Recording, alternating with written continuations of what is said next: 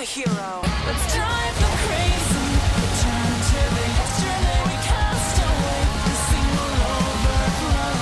Let's drive them crazy. We'll overrun the point of no return. I know. Let's drive them crazy. Soon you will find your vendettas futile. So throw away that ego. Have you gone crazy? Call out to me. Come on and get it. Alright, malicious, delicious people. So, the premise of this build is pretty interesting, and it comes from a conversation in my head where I essentially was like, hey, Gina! Yeah, what's up? You know how, people say your buddy is bad? Yeah. And you know how, you say it's all about player effort? Yeah. What if the problem isn't that either of you are wrong? What if it's both? What if your buddy is, you know, not one of those blessed by God sort of frames, but is in actuality someone who requires human intervention? Then I think I know what I'm doing with that. I'll do it myself. And then I'll teach somebody else how to do it too.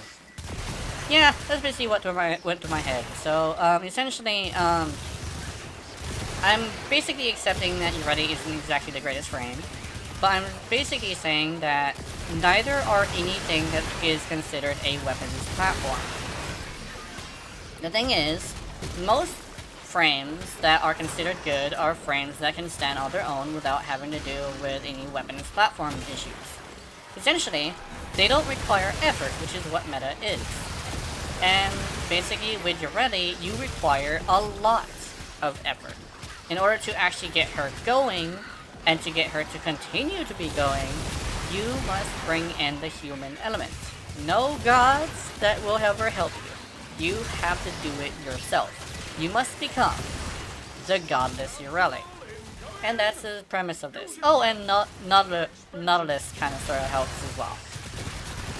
Essentially, this is going to be the most expensive and most tediously made build I have ever shown to you guys. And yes, this is my main Yareli. I do have my meta Yareli, but she's also now an Eidolon hunter. And not only that, but she's also extremely expensive. And needs a lot of effort, like actually hitting your shots. But yeah, that's neither here nor there. But, well, I'll get into the build, explain some things when it comes to the, you know, explain the build, get into things, with the abilities, explain some things with the abilities, which you'll be only using 2, and I will be also explaining why Maraluna is so tanky, even though your Maraluna might not be as tanky as mine. And here we go, here's the build. Alright, delicious, delicious people. So, first things first, I want to go with the Archon Shard, since that is the most, pleasing to see, since this is the whole entire point of this build.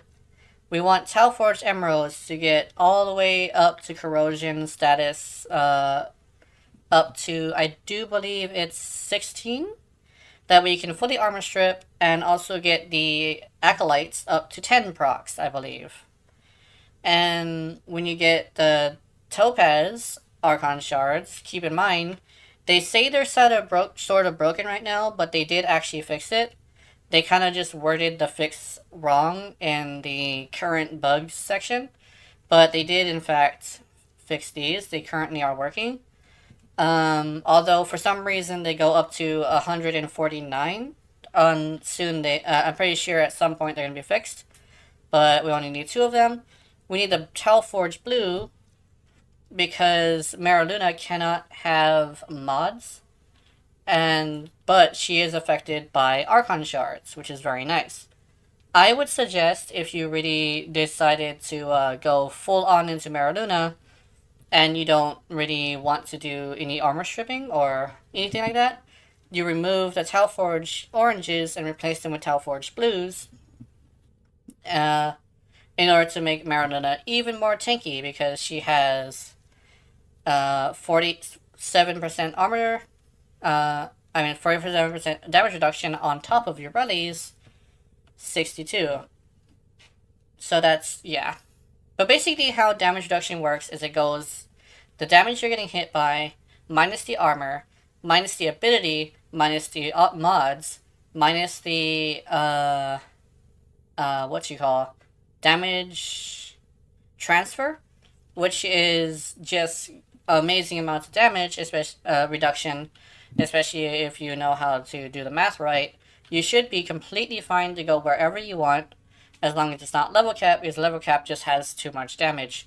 Now it's time for Yareli. We're doing a pistol amp as our aura, preparation to get maximum energy, just because sometimes we might run into a situation where we kind of sort of forget to put on the board, or we misclick, and without preparation you only have one board's worth of energy, so it's very dangerous to go in here without preparation.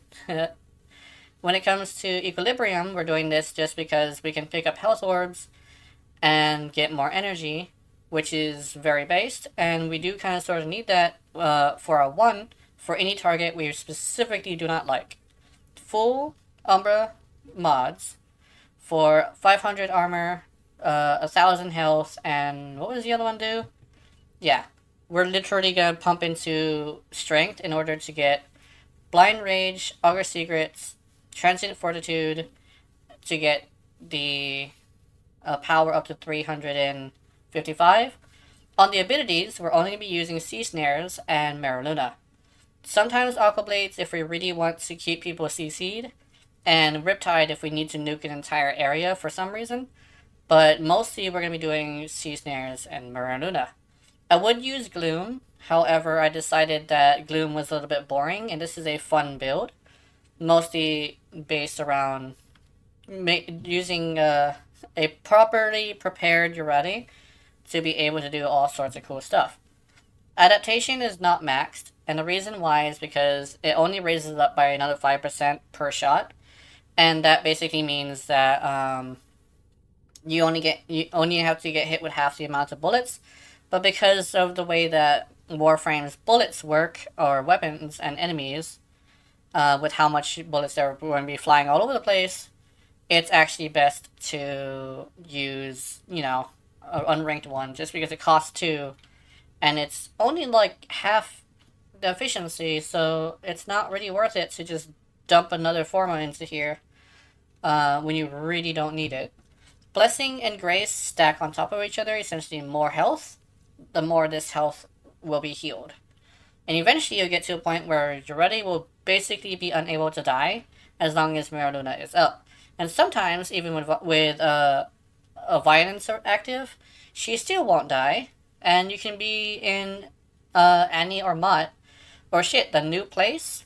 You can be there for a whole entire 2 hours and be completely fine.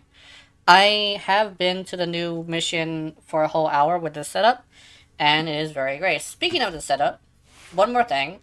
It's best if your weapon is fully auto, a beam weapon, or something that shoots really fast, or with lots of explosions.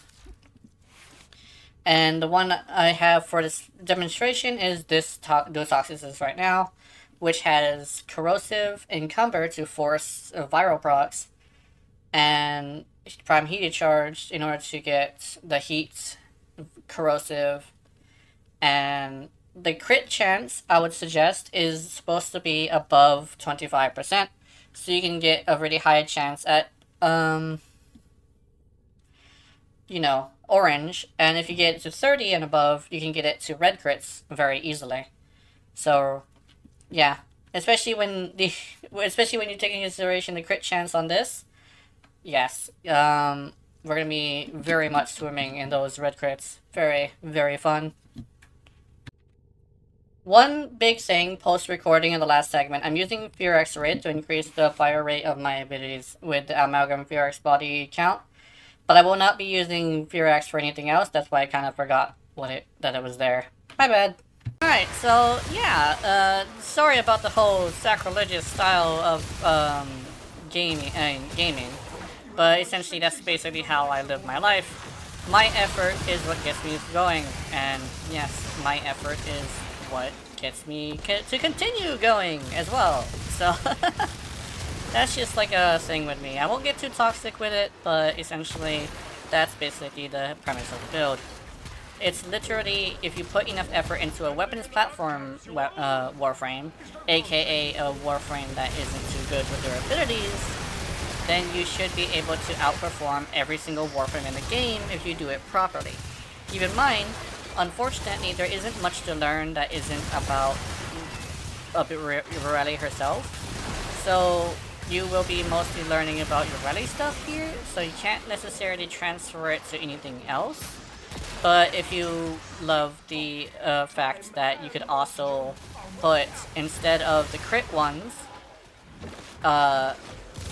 instead of the armor piercing ones, you could actually put the toxin ones and make a toxin build, which actually is quite broken too, since toxin also infinitely stacks on the murmur, and the green shards have this weird thing where they technically count as Bane mods, but only for the toxin, and for some reason it seems to double stack, which I think might be a glitch, but I don't know. But it does double stack with a regular Bane mod, which I think is supposed to happen. So if you want to do this with a status weapon purely, I would suggest going that route, because that is really based. Well, I hope you had wonderful, wonderful time watching this video, learning some stuff, and I'll see you on my streams, both on YouTube and Twitch. Sorry, I decided to try that. And have wonderful, wonderful nightmares. I will see you in them.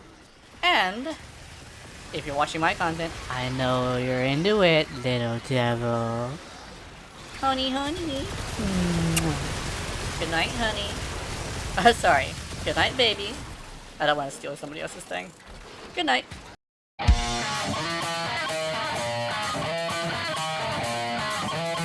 Tonight we honor the hero.